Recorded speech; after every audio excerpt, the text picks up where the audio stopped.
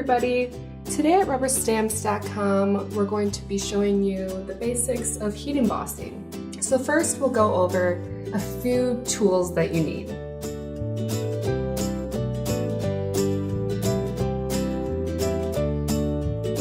First is a heat tool, also known as a heat gun or an embossing gun.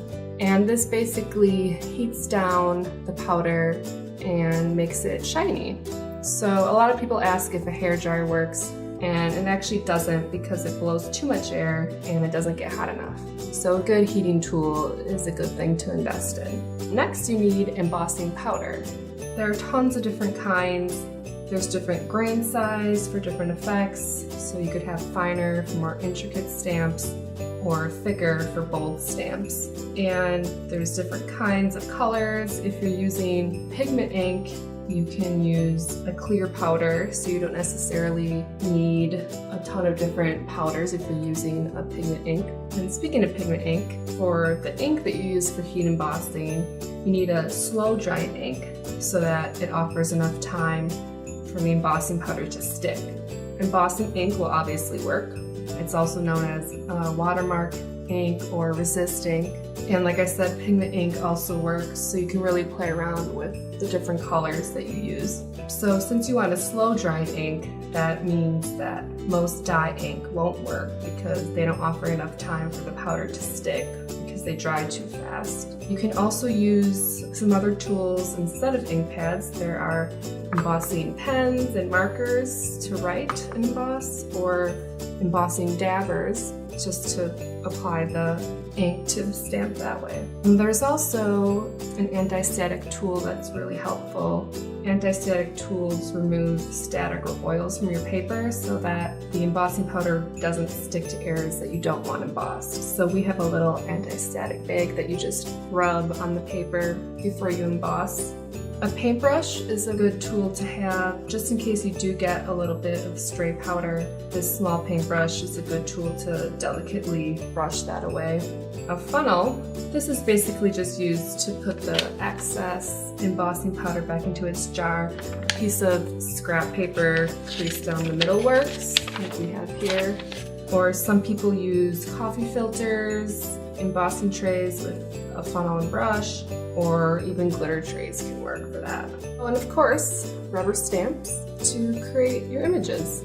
And lastly, we have tweezers, and this holds small pieces of paper so that while you're heat embossing, your hands don't get burned. So this is a reverse tweezers, so you don't have to squeeze the whole time it holds it.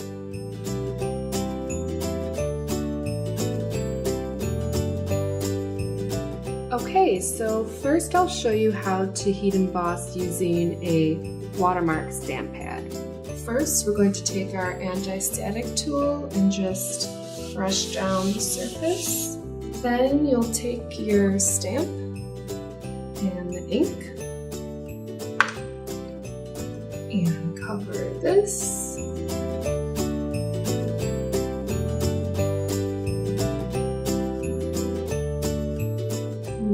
Take the embossing powder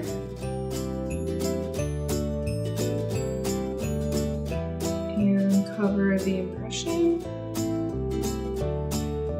And then I like to just flick the back. And if you do have any excess powder, you can always use your paintbrush to wipe it away.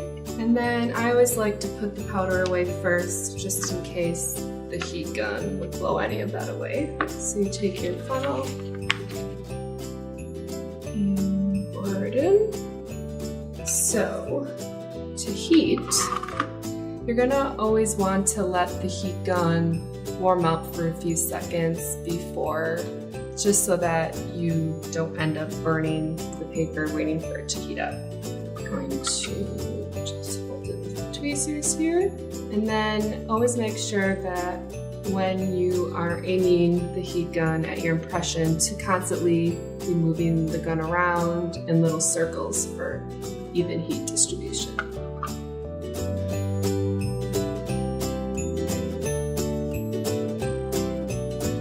And there you have it, nice and shiny.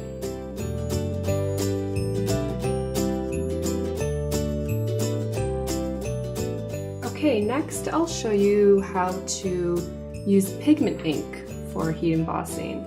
And it's pretty much the same process as with embossing ink. You basically just use a colored ink pad instead. So like before, we're going to just brush down our paper and take a stamp, and we use Color Box pigment ink. So you're going to cover that. Make sure every part of your stamp is covered. The more ink, the better the powder will stick.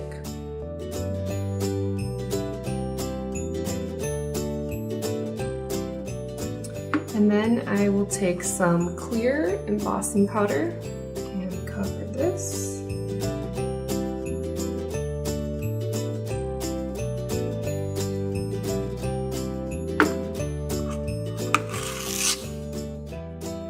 Tap it back a little bit.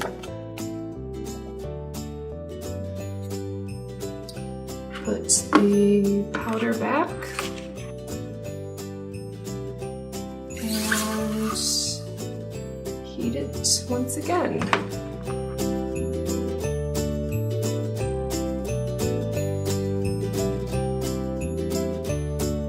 There you have it.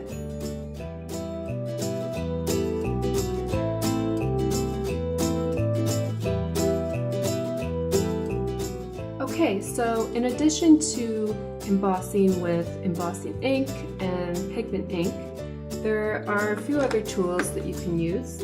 There's something called an embossing dabber, and this is great for applying ink to any size stamp. It has a little dauber top, and it's also great for resist embossing.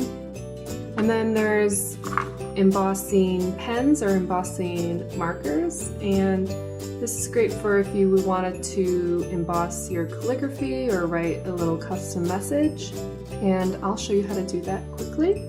So you're just going to write your message.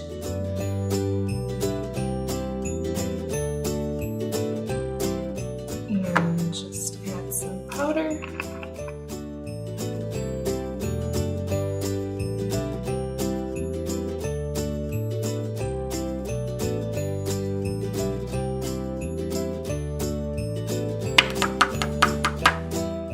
Ignore my messy handwriting.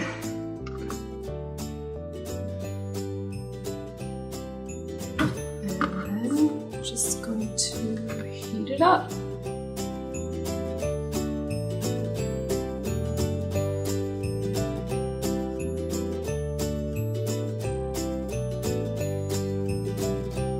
And there you go. If you have any other questions about heat embossing or the tools to use, just comment below. Thank you.